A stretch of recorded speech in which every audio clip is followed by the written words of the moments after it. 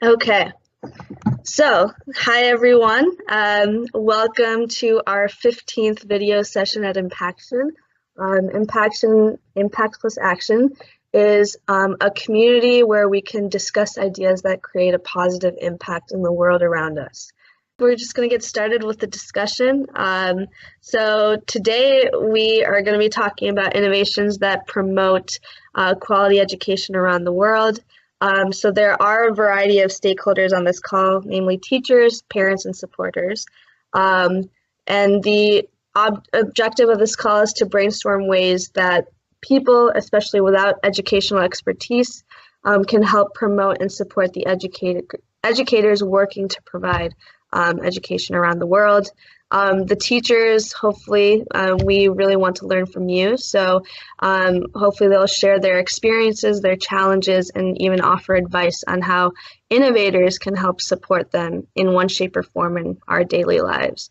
Really good point that people have kind of been raising so far as well, is it's really important to think what we mean by education, because it's one thing learning people, teaching people really important tools like, reading and writing, and then that can eventually go into like shoehorning people through exams and giving them letters after their names.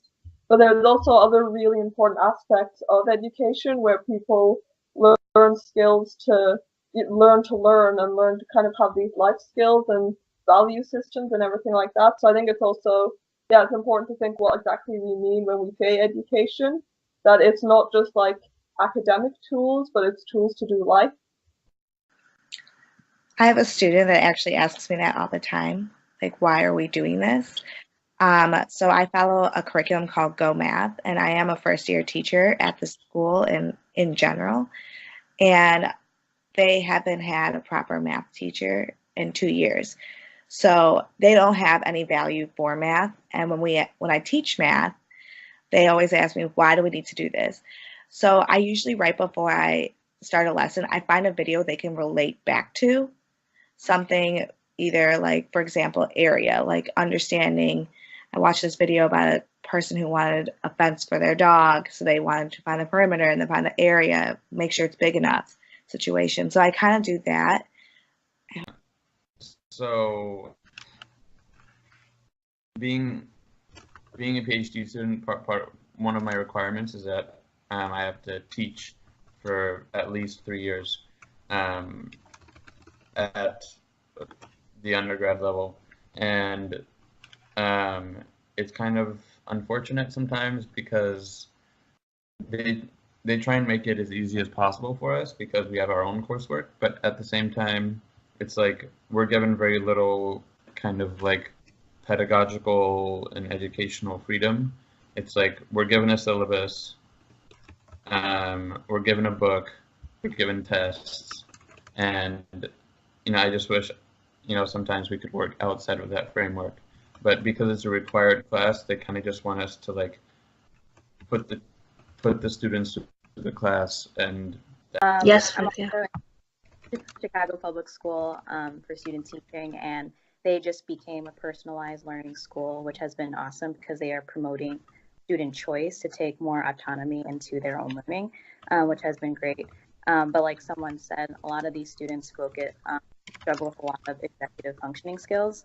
Like they don't know how to keep their stuff organized, like as many papers I can give them every single day, like it's just going to be gone like the day after. So even though we're giving them all the resources and materials for them to succeed, they still need to build more capacity in terms of like how to organize themselves, how to like develop social emotional skills like empathy.